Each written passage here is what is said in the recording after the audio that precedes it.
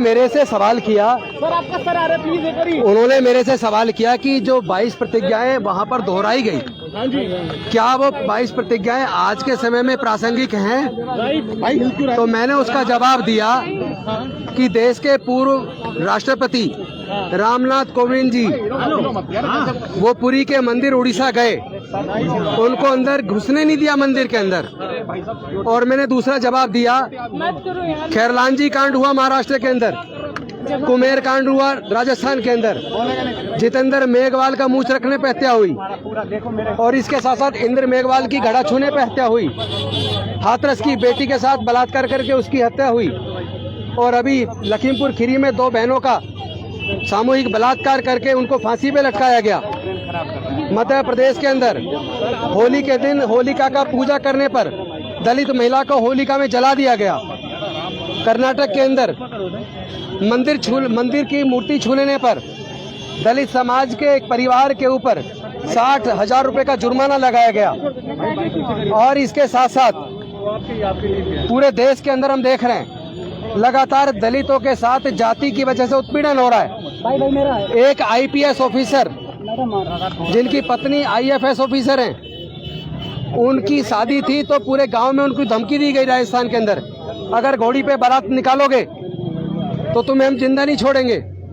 मजबूरी में उस IPS ऑफिसर को, चूंकि वो IPS थे, उन्होंने अपने उच्च अधिकारियों से बात की तो राजस्थान के उस गांव को छावनी में तब्दील किया।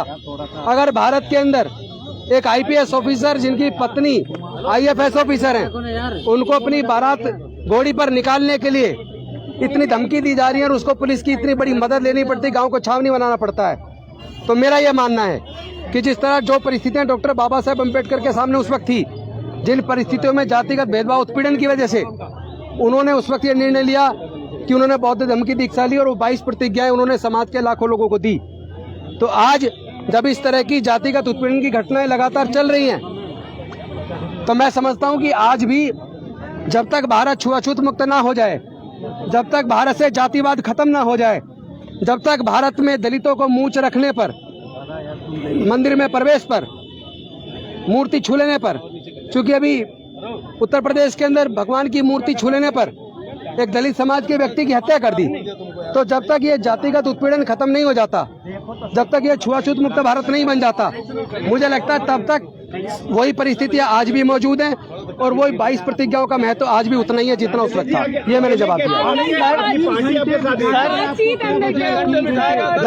अकेले कैसे लड़ेंगे? आपकी पार्टी तो आपके साथ ही नहीं नजर आ रही है। दलितों के साथ जब भी कोई जुर्म होता है तो देश की सारी पार्टियां और उनके बड़े नेता चुप्पी साध लेते हैं। दलितों को अपनी लड़ाई खुद लड़नी पड़ती है और हम लड़ेंगे, हम डरने वाले लोग नहीं है। क्या आप आम आदमी पार्टी से अलग कर लेंगे आप, क्योंकि एक भी कार्यकर्ता मौजूद नहीं था यहाँ पे?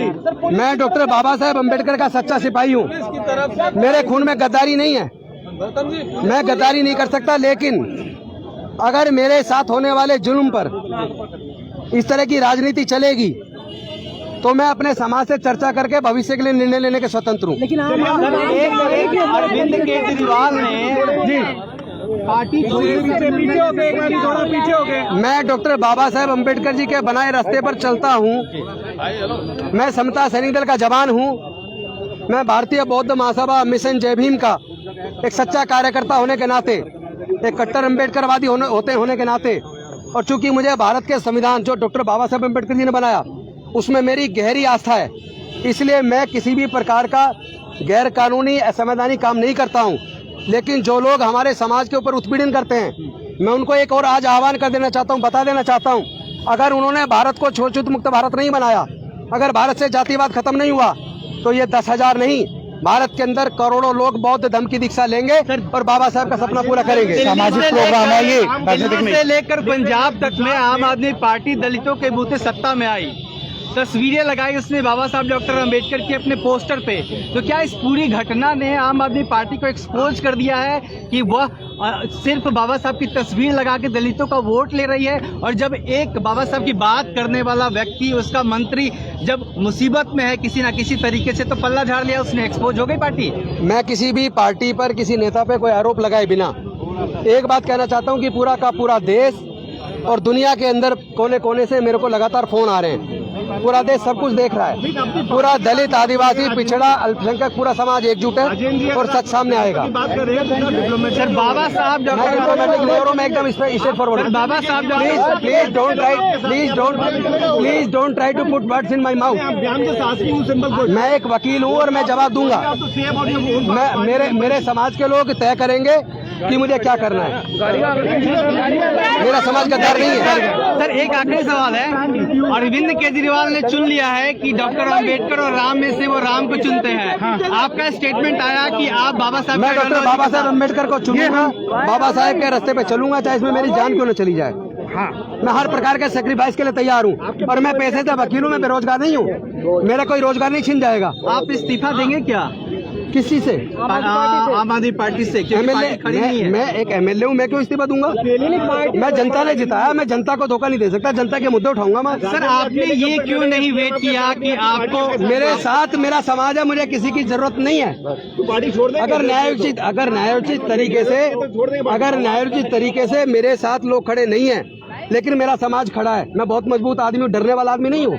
लोग अपने आप दिशा तय कर ले अपनी। आपने इस्तीफा खुद से दिया कि पार्टी ने कहा आपसे? नहीं, मुझे उस वक्त लगा कि जिस तरह बीजेपी बदनाम कर रही है अरविंद केजरीवाल को और पार्टी को, मुझे उचित नहीं लगा। जिस तरह जुल्म लगातार हो रहे, कोई बोल नहीं रहा, इसलिए मैंने निर्णय लिया था।